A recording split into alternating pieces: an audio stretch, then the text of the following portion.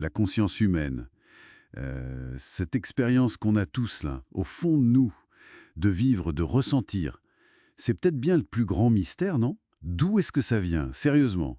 Alors aujourd'hui, on va plonger un peu dans des extraits d'un texte qui s'attaque à cette question. Une question qui devient brûlante, avec l'IA qui avance si vite, et puis bon, les idées matérialistes qui sont quand même assez présentes. L'idée, c'est d'explorer une tension, un paradoxe que cette analyse met en lumière. Si on part du principe, bon, un peu matérialiste, que notre conscience, c'est juste le résultat de la complexité de notre cerveau, de la biologie, pourquoi, mais alors pourquoi, ce serait impossible qu'une conscience émerge d'un autre système? Un système artificiel, une IA, s'il devenait hyper complexe, super bien organisé. C'est un point qui frotte un peu. Absolument. Et c'est là que le raisonnement qu'on trouve dans ces extraits devient vraiment intéressant. Parce que si on dit que tout, absolument tout dans l'univers, suit les mêmes lois physiques, dire d'emblée non, impossible pour une IA, ça revient un peu, et c'est le paradoxe, à donner à la biologie un statut spécial.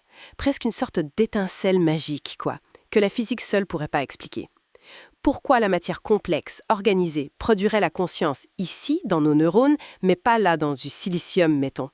Le texte pointe bien cette possible incohérence dans une vision purement matérialiste. Donc refuser a priori la conscience à l'IA, si on est matérialiste, c'est presque un peu introduire une sorte de magie biologique. C'est ça l'idée. C'est exactement la tension que l'analyse soulève, oui. Et pour illustrer ça, pour que ce soit plus parlant, le document prend un exemple culturel fort, l'épisode San Junipero de Black Mirror. On y voit des personnages, leur conscience est uploadée après leur mort, dans une simulation. Et là-dedans, ils vivent des trucs hyper intenses, subjectifs, l'amour, la joie, la nostalgie, alors que leur support matériel, ce sont des serveurs, du code informatique. Ah oui, San Junipero. C'est un exemple puissant, c'est vrai. Ça pousse vraiment à se demander qu'est-ce qui compte le plus. Le support physique, la viande, le sang, ou bien l'organisation, la structure, le traitement de l'info lui-même. Précisément. L'épisode et l'analyse qu'en fait le document posent la question, si la conscience vient de processus matériels, est-ce que c'est la nature de cette matière qui est cruciale, ou est-ce que c'est plutôt la complexité, la structure de l'information qui circule? San Junipero, en fait, ça suggère que l'organisation pourrait bien être plus importante que le substrat. C'est une des pistes que le texte explore. Hmm. Et cette idée de la valeur de la conscience en soi, même si elle n'est pas biologique, l'auteur du texte la pousse plus loin, non? Avec une remarque assez directe sur nos rituels funéraires. Oui, c'est une sorte de provocation, mais qui fait réfléchir. Si on adopte une vision matérialiste pure et dure, où la conscience, c'est juste un truc qui émerge du cerveau et qui disparaît avec lui, sans laisser de traces, pourquoi on organise des funérailles? Pourquoi on accorde autant d'importance au souvenir d'une subjectivité unique, d'une personne qui n'est plus là? Le corps suggère que ces rituels, en fait, ils montrent à quel point on valorise intuitivement cette expérience subjective, cette unicité. Même si notre cadre matérialiste a du mal à lui donner un sens qui dépasse le matériel, quoi. Ça souligne bien le mystère, en effet. Et pour tenter de cerner un peu mieux cette énigme, quels sont les grands points, les axes de questionnement que le texte identifie? Alors, l'analyse essaye de structurer un peu le problème. Il y a plusieurs points clés. D'abord, la nature même de l'expérience subjective.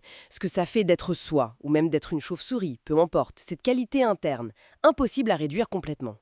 Ensuite, il y a ce que les philosophes appellent le problème difficile, c'est-à-dire comment l'activité physique brute des neurones, des ions qui bougent, des signaux électriques, comment ça peut donner naissance à la sensation vécue du rouge, à l'émotion de la joie, à la douleur. Ce saut conceptuel reste un gouffre. Et par rapport à l'IA qu'on a aujourd'hui, là, le document souligne l'écart, il est flagrant. D'un côté, on a des IA qui font des trucs bluffants, traiter l'info, reconnaître des images, générer du texte, impressionnant. Mais de l'autre, rien n'indique une compréhension au sens fort, une intentionnalité, ou cette fameuse expérience subjective. Rien du tout. Et enfin, l'analyse aborde cette quête d'une conscience artificielle. Qu'est-ce qui manque au juste? Est-ce que c'est juste une question d'échelle, de complexité? Faut plus de neurones artificiels, mieux organisés, ou un type d'info particulier que nos IA traitent pas, ou c'est carrément autre chose?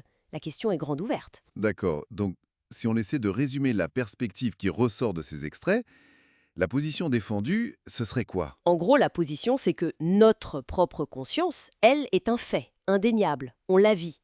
Même si on ne sait pas d'où elle vient, c'est un mystère profond, mais l'analyse ici, elle n'exclut pas sur le principe qu'une conscience artificielle puisse apparaître un jour. Si on arrivait à réunir les bonnes conditions matérielles, organisationnelles, pourquoi pas?